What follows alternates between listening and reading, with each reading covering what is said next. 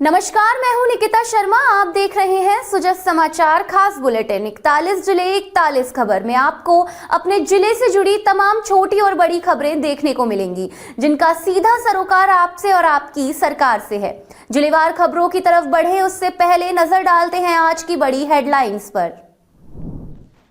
पाली जिले में 4 केंद्रों पर होगी गेहूं खरीद। एमएसपी 2,585 रुपए प्रति क्विंटल तय। कलेक्टर क्लास को लेकर युवाओं में जबरदस्त उत्साह। 1400 से अधिक अभ्यर्थियों ने दी प्रवेश परीक्षा। केंद्रीय बजट 2026 को लेकर सांगरिया क्षेत्र में उत्साह।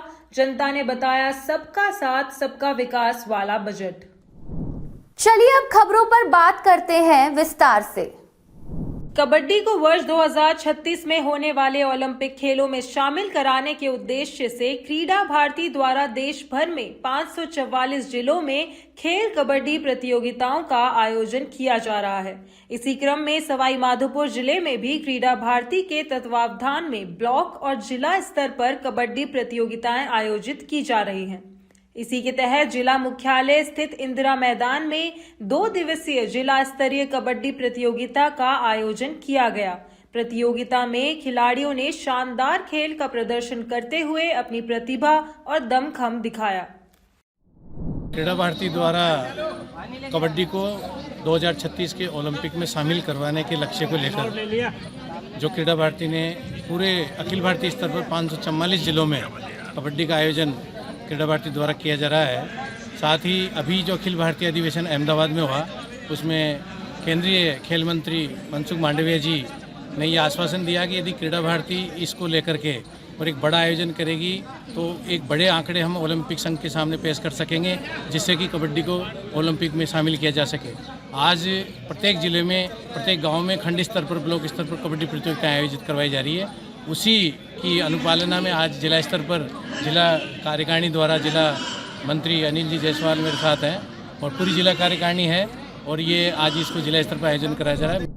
विधानसभा क्षेत्र 12 अटरू के अंतर्गत अटरू में माननीय प्रधानमंत्री श्री नरेंद्र मोदी के नेतृत्व में केंद्रीय वित्त मंत्री श्रीमती निर्मला सीतारमण द्वारा प्रस्तुत केंद्रीय बजट सामूहिक रूप से सुना गया।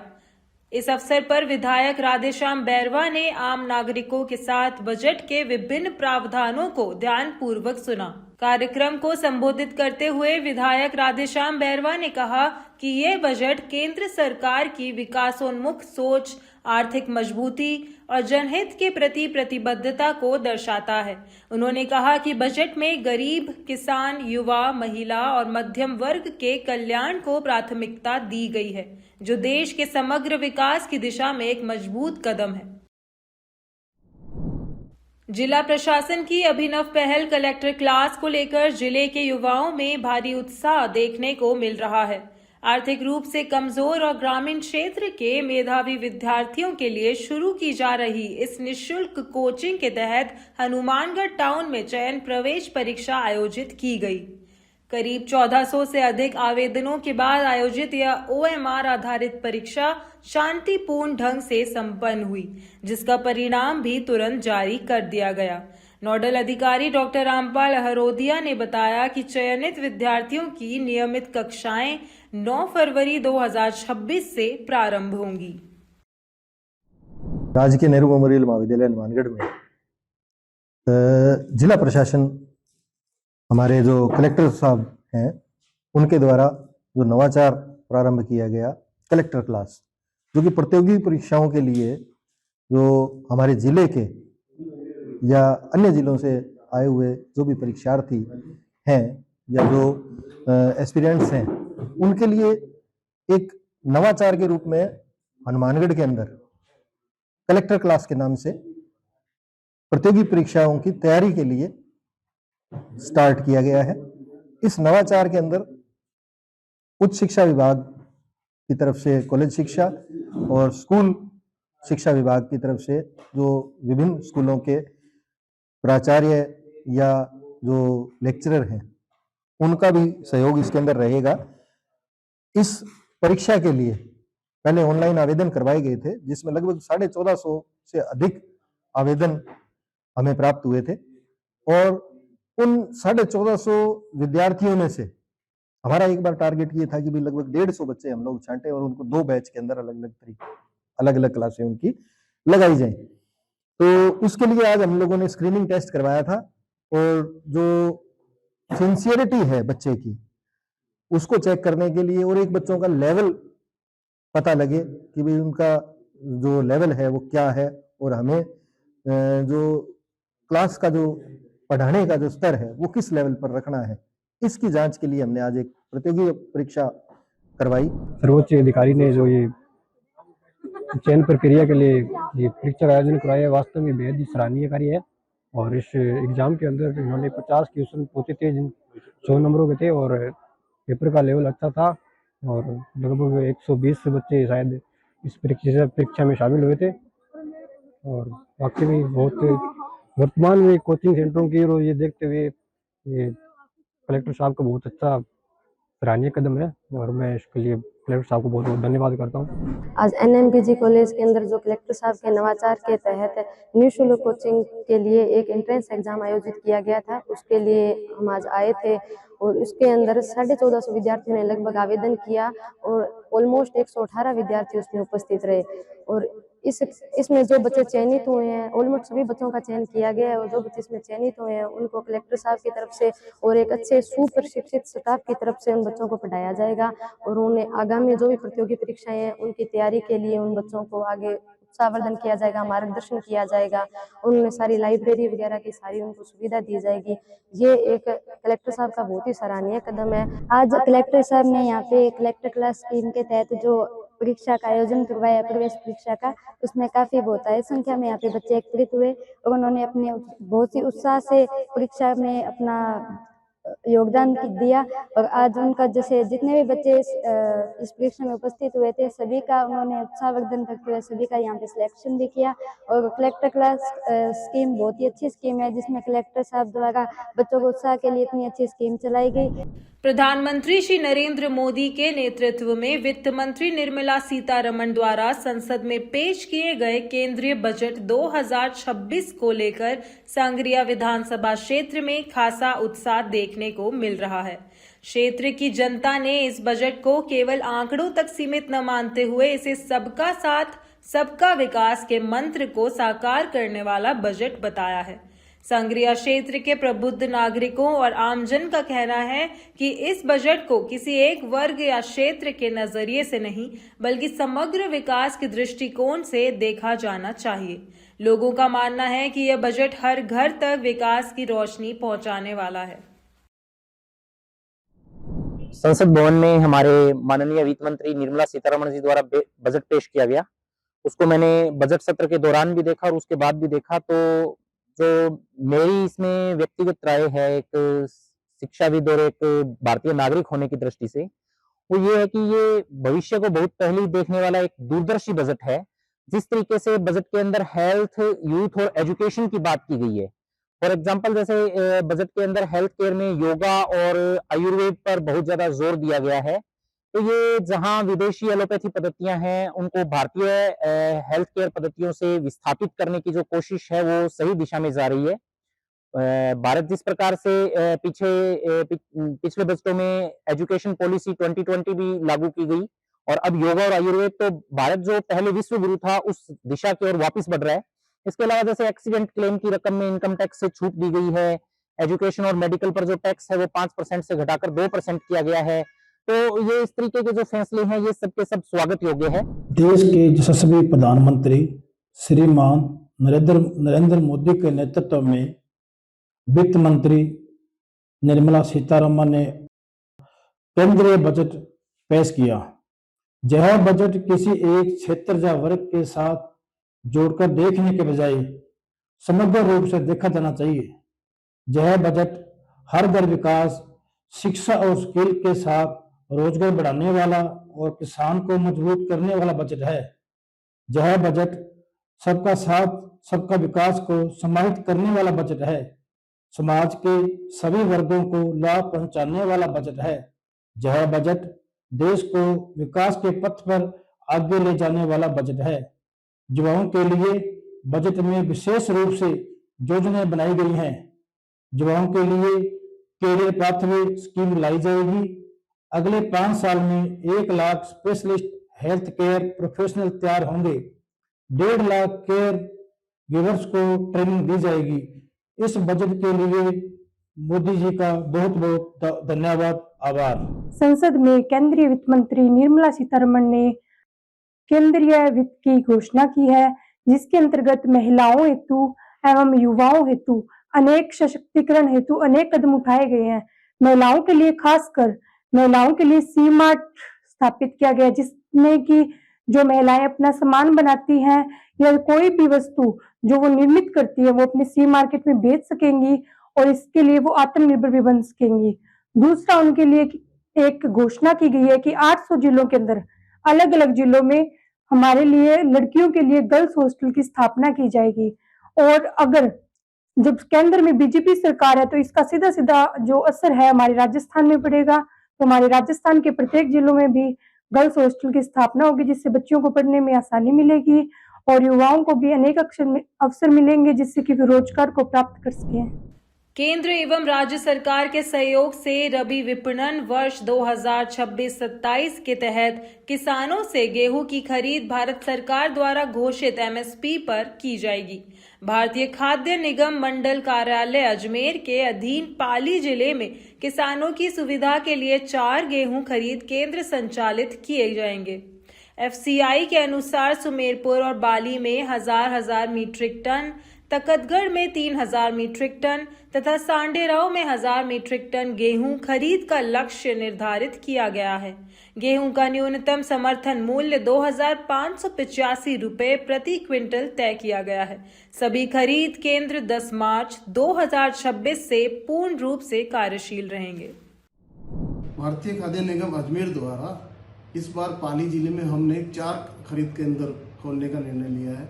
तकतगढ़ और सुमेरपुर पहले से ही थे और तकतगढ़ में पिछली बार हमारी परचेज 490 MT के अगेंस्ट 4500 MT था, जो बहुत ज़्यादा था। उसी उत्साह को देखते हुए हमने जिले में सांडेराव और बाली इनके अतिरिक्त ये 2 केंद्र और खोले हैं। भारतीय खाद्य निगम मार्च महीने से ये परचेज स्टार्ट करेगा। इसके लिए हमने समुचित मात्रा में गनीज और स्टोरेज कैपेसिटी का भी उचित प्रबंध कर लिया है। भारतीय खाद्य निगम हमेशा किसानों के लिए काम करता आया है। किसानों को उनके एमएसपी का तुरंत लाभ मिल जाए, इसके लिए हम प्रयास कर रहे हैं कि उनको 48 आवर्स में अपनी उपज का भुगतान मिल जाएगा। और सामान्य से उनको डॉक्यूमेंट्स देने हैं, जैसे जन आधार, बैंक की पासबुक, और बहुत सिंपल प्रोसेस हमारा रहेगा। और अभी से निगम ने इनके ऑनलाइन रजिस्ट्रेशन की प्रक्रिया प्रारंभ कर दी है। प्रधानमंत्री नरेंद्र मोदी के मार्गदर्शन में केंद्रीय वित्त मंत्री निर्मला सीतारमण द्वारा प्रस्तुत केंद्रीय बजट 2026-27 का लाइव प्रसारण देखा गया। इस अवसर पर उपस्थित जनप्रतिनिधियों ने बजट को सर्वस्पर्शी, विकासोन्मुखी और भविष्योन्मुखी बताते हुए इसे राष्ट्र निर्माण का महत्वपूर्ण दस्तावेज बताया। सभी ने कहा कि यह बजट देश को आत्मनिर्भर और विकसित भारत की दिशा में आगे बढ़ाने वाला है। जो केंद्रीय बजट जारी हुआ, इसके लिए देश के यशस्वी प्रधानमंत्री श्री नरेंद्र जी मोदी एवं देश की वित्त मंत्री माननीय निर्मला सीतारमण जी का हृदय से आभार व्यक्त करूंगा कि उन्होंने बहुत ही ऐतिहासिक बजट पेश किया। साथ ही जिस प्रकार मोदी जी कहते हैं कि 2047 में विकसित भारत होगा, ये बजट उस दिशा में एक अनूठा कदम साबित होगा। चाहे महिला हो, चाहे किसान हो, चाहे गरीब हो, चाहे युवा हो, हर वर्ग का इस बजट में ध्यान रखा गया है। और ना तो किसी प्रकार के टैक्स में वृद्धि की गई है और हर वर्ग को इस बजट में सराहा गया है। और मैं भीलवाड़ा जिले की बात करूँ, टेक्सटाइल की बात की गई है, खनन की बात की गई है। ऐसी बातों से लगता है कि भीलवाड़ा जिले में आने वाले समय में अमूलचूल परिवर्तन होगा और भीलवाड़ा जिले में इस बजट में बहुत लाभ मिलने वाला है। आदरणीय निर्मला सीतारमण जी जो भारत के वित्त मंत्री, उन्होंने आज ऐतिहासिक बजट पेश किया है। और निश्चित रूप से जिस प्रकार उन्होंने युवाओं को, किसानों को, महिलाओं को इसमें राहत पहुंचाने का कार्य किया है। रेलवे लाइन की अगर बात करें तो कॉरिडोर निर्माण के लिए जिस प्रकार से इन्होंने बड़े शहरों में इसकी व्यवस्था की गई है और 10,000 करोड़ रुपए का बजट विशेष दिया है, जिसके माध्यम से भारत उन्नत होगा। बड़े शहरों के लिए उन्होंने विशेष पैकेज दिया है और सोलर प्लांटों के लिए उन्होंने नई व्यवस्थाएं की है। और ऐसे ही कई ऐतिहासिक कार्य जो इस बजट में दिखाए गए हैं। और भारत जिस प्रकार उन्नत राष्ट्र बनने के लिए अग्रणी है और माननीय प्रधानमंत्री नरेंद्र मोदी जी के नेतृत्व में निश्चित रूप से 2047 की नींव रखी जा रही है और विकसित भारत की ओर ये बजट ले जा रहा है। केंद्रीय वित्त मंत्री श्रीमती निर्मला सीतारमण द्वारा प्रस्तुत केंद्रीय बजट का आमजन की ओर से स्वागत किया गया। यह बजट प्रधानमंत्री श्री नरेंद्र मोदी के नेतृत्व में विकसित भारत के संकल्प को साकार करने वाला दूरदर्शी एवं जन कल्याणकारी बजट है। इस बजट में किसानों, युवाओं, महिलाओं, मध्यम वर्ग, गरीबों तथा उद्यमियों के सर्वांगीण विकास को प्राथमिकता दी गई है। बुनियादी ढांचे के विस्तार, रोजगार सृजन, शिक्षा, स्वास्थ्य, डिजिटल इंडिया और आत्मनिर्भर भारत को सशक्त बनाने वाले प्रावधान देश की अर्थव्यवस्था को नई गति प्रदान करेंगे। जो बजट पेश किया गया हमारी वित्त मंत्री ने, पहली बात तो यह है कि इतनी बार यानी 9वीं बार एक व्यक्ति द्वारा, एक वित्त मंत्री द्वारा कभी बजट पेश किया, एक रिकॉर्ड है। और ये बजट भी इतना शानदार बजट पेश किया कि एक ऐतिहासिक बजट है। इससे महात्मा गांधी के सपनों को साकार करता है, ग्राम स्वराज की उनकी कल्पना पूरी होती है इस बजट से। और ये बजट जो है ऐसा लगता है कि भारत को संसार में तीसरे नंबर की अर्थव्यवस्था बनाने में कामयाब होगा, ऐसा उस रास्ते चलने के लिए साबित होगा। इस बजट में कई प्रावधान किए, गरीबों को भी फायदा किया, किसानों भी किया, मजदूरों को भी किया, व्यापारियों को भी किया, उद्योगपतियों को भी किया। इस बजट में देखिए खेल कूद का सामान जो है सस्ता किया, तो ये गरीब आदमियों के बच्चे जो खेल के प्रति प्रोत्साहन मिलेगा, इसलिए इसका बहुत बड़ा फायदा होगा। और बैटरी, इलेक्ट्रॉनिक सामान सब सस्ता होगा और यहाँ पर इसका डेवलपमेंट होगा। अब टेक्सटाइल के मामले में कपड़े सस्ते होंगे और कपड़ों को प्रोत्साहन बनाने के लिए, मैन्युफैक्चरिंग के लिए दिया जा रहा है, तो इसका बहुत बड़ा लाभ मिलेगा। भीलवाड़ा सांसद दामोदर अग्रवाल ने केंद्रीय बजट 2026 को जनता की उम्मीदों पर खरा उतरने वाला बजट बताया है। उन्होंने कहा कि यह बजट प्रधानमंत्री श्री नरेंद्र मोदी के सबका साथ, सबका विकास के विजन को साकार करने वाला है। सांसद अग्रवाल ने इस अभिनंदनीय बजट के लिए प्रधानमंत्री श्री नरेंद्र मोदी एवं केंद्रीय वित्त मंत्री निर्मला सीतारमण का आभार व्यक्त किया। सांसद अग्रवाल ने कहा कि वर्ष 2026 का आम बजट सामान्य नागरिकों को अधिक सुविधाएं और नए अवसर प्रदान करने वाला है। इस बजट से विकास का लाभ समाज के सभी वर्गों तक पहुंचेगा। यह बजट विकसित भारत के संकल्प को मजबूत करने के साथ साथ आत्मनिर्भर और समृद्ध राष्ट्र की मजबूत नींव रखेगा। वित्त मंत्री श्रीमती निर्मला सीतारमण जी द्वारा प्रस्तुत बजट में देश के मूलभूत ढांचागत विकास को सर्वोच्च प्राथमिकता दी गई है। मैं इस अभिनंदनीय बजट के लिए देश के प्रधानमंत्री आदरणीय श्री नरेंद्र मोदी जी का हार्दिक आभार और धन्यवाद ज्ञापित करता हूं। इसमें इंफ्रास्ट्रक्चर के विकास के लिए 12.2 लाख करोड़ का प्रावधान किया गया, जो अब तक का सर्वाधिक प्रावधान है। इसमें 20 नए राष्ट्रीय जल मार्ग, 7 नए हाई स्पीड रेलवे मार्ग और 15 सांस्कृतिक शहरों का विकास सम्मिलित है।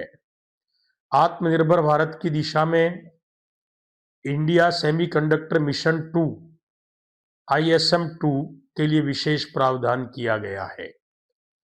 देश की लगातार 7% उच्च विकास दर वैश्विक परिदृश्य में आज सर्वाधिक है। महात्मा गांधी के सत्य, अहिंसा और सकारात्मक चिंतन को यदि प्रत्येक व्यक्ति अपने जीवन में आत्मसात कर ले तो एक सशक्त, संवेदनशील और समृद्ध समाज का निर्माण संभव है। यह विचार भीलवाड़ा विधायक अशोक कोठारी ने संगीतमय प्रार्थना सभा में मुख्य अतिथि के रूप में व्यक्त किए।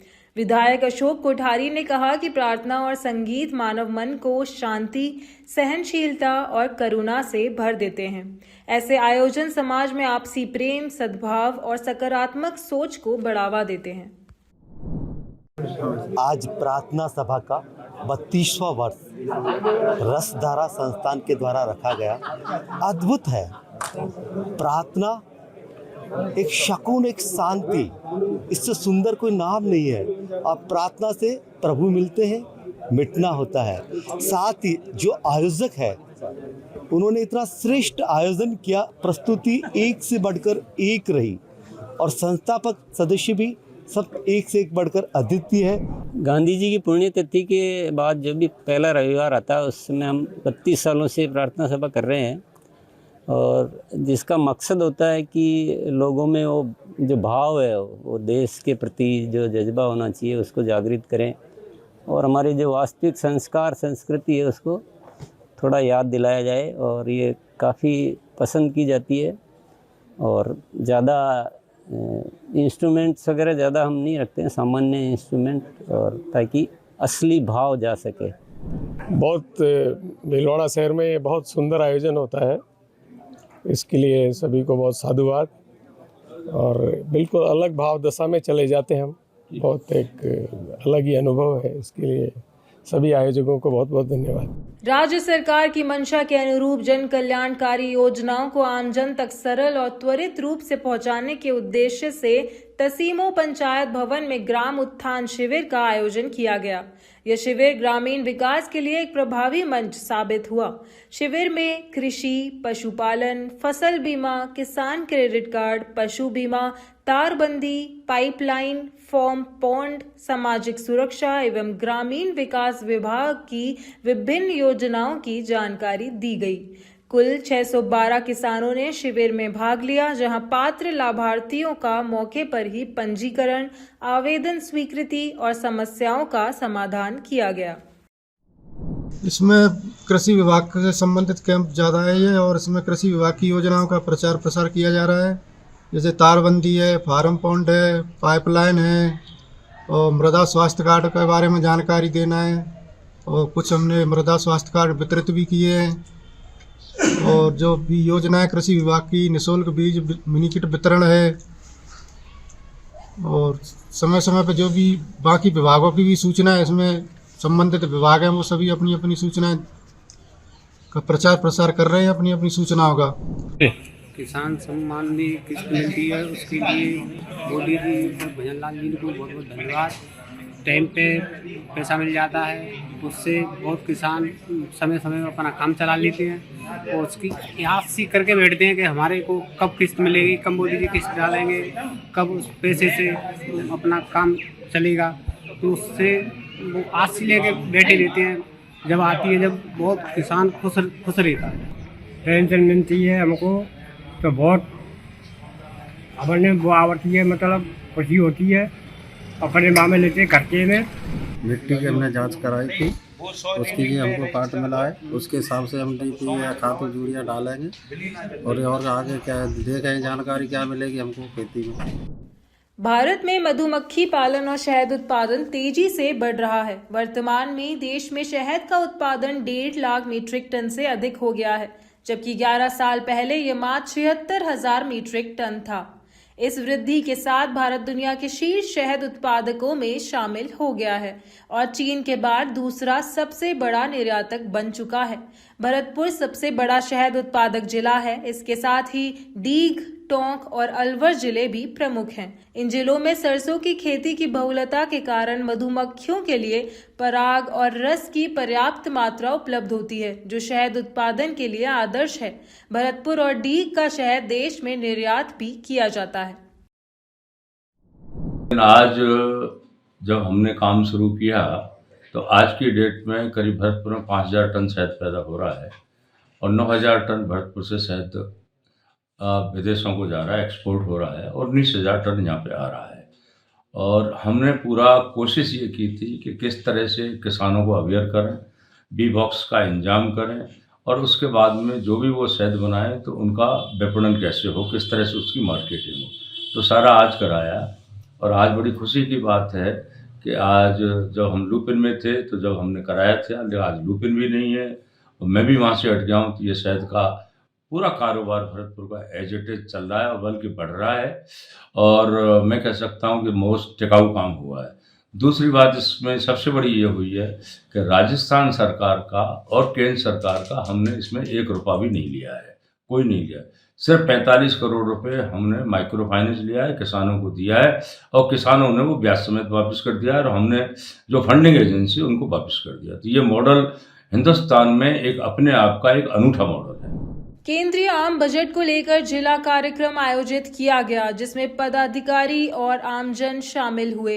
बजट पर प्रतिक्रिया देते हुए जनप्रतिनिधि निहाल चंद मेघवाल ने कहा कि बजट में आयात बढ़ाने और निर्यात संतुलित करने के प्रावधान किए गए हैं, जिससे देश की जीडीपी को मजबूती मिलेगी और इसका लाभ आम जनता तक पहुंचेगा। उन्होंने बताया कि बजट में भारत को मेडिकल हब बनाने का महत्वपूर्ण निर्णय लिया गया है और 24 आवश्यक दवाओं पर शुल्क घटाकर स्वास्थ्य सेवाओं को सुलभ बनाया गया है। इसके साथ ही उन्होंने शेयर बाजार की मौजूदा हलचल और टोंक रेल परियोजना पर भी अपनी राय व्यक्त की। मैं कह सकता हूँ कि आज भारत आत्मनिर्भर बन रहा है। आज भारत की समृद्धि का रास्ता गांव और खेतों से निकल रहा है। प्रधानमंत्री जी का वो संदेश विकसित भारत बने, इसके राह पे आज भारत चल पड़ा है।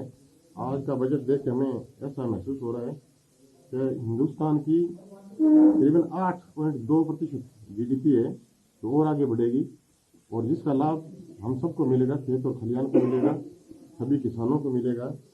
आज के बजट में निर्यात बढ़ाने का काम हुआ है, आयात को कम करने का काम किया है जो आज बजट पेश हुआ है, और छोटे छोटे जो शहर है उनको तीर्थ स्थल बनाने का जो फैसला केंद्र की सरकार ने किया है, मेडिकल हब हिंदुस्तान में बने, इसके लिए केंद्र सरकार ने फैसला किया है। मैं समझता हूँ कि आने वाले समय में ऐसा मेडिकल हब हिंदुस्तान में बनेगा। केंद्र सरकार ने आज के बजट में करीबन 24 मेडिसिन ऐसी है जिस पर शुल्क घटाया है, चाहे वो कैंसर की हो और इसके अलावा भी कुछ गंभीर बीमारी है उस पर मेडिसिन पर शुल्क घटाया है।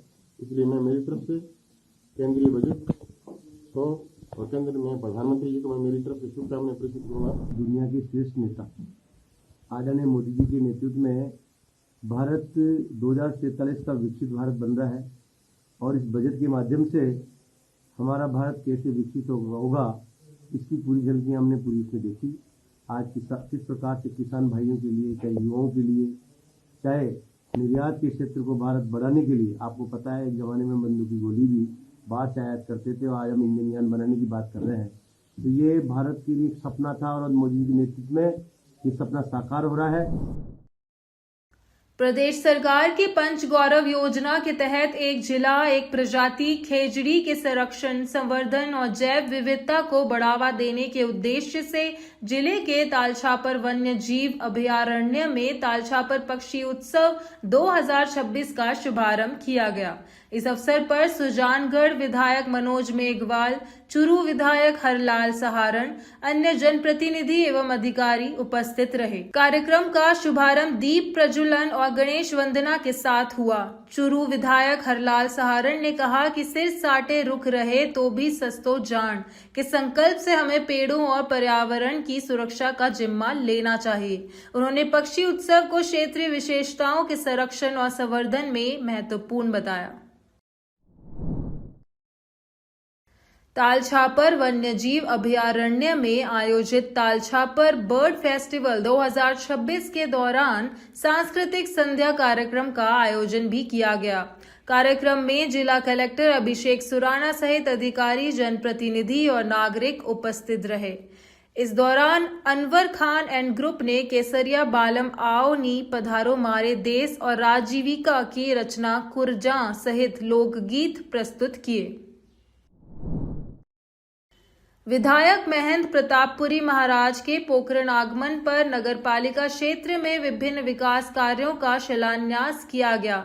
इस मौके पर विधायक महेंद्र प्रतापपुरी महाराज ने वाल्मीकि समाज को शमशान भूमि आवंटन करने की घोषणा की और टीन शेड निर्माण के लिए 5 लाख रुपए देने की भी घोषणा की, जिस पर उपस्थित जन समुदाय ने आभार व्यक्त किया।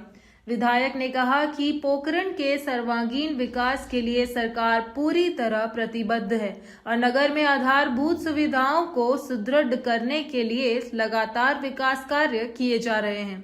उन्होंने यह भी कहा कि सभी वर्गों को साथ लेकर नगर के चहुमुखी विकास के लिए सरकार निरंतर कार्य कर रही है। वाल्मीकि समाज सहित हर समाज के हितों की रक्षा हमारी प्राथमिकता है। मैं कोकण की जनता को धन्यवाद देता हूँ कि मुझे इसी योग्य बनाया और हमारे चेयरमैन साहब को भी मौका दिया जिससे हम कोकण की जनता की कुछ सेवा कर पाए।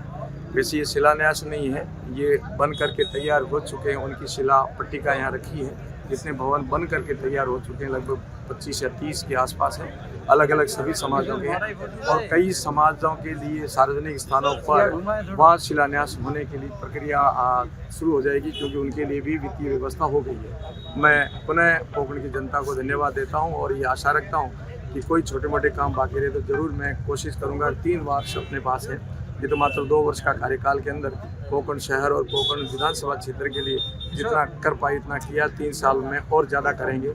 कोकण शहर की यदि बात करें तो यहाँ बहुत बड़ा ऐतिहासिक काम ऐसे हुए हैं जो पिछले प्रजातांत्रिक प्रक्रिया जब से अपने देश में तब से कोकण में नहीं हुए थे। 41 जिले 41 खबर बुलेटिन में आज के लिए इतना ही। फिर मिलेंगे नई खबरों के साथ। तब तक के लिए देखते रहिए सुजस समाचार। हमारे चैनल को लाइक, सब्सक्राइब और शेयर करना ना भूलें। धन्यवाद।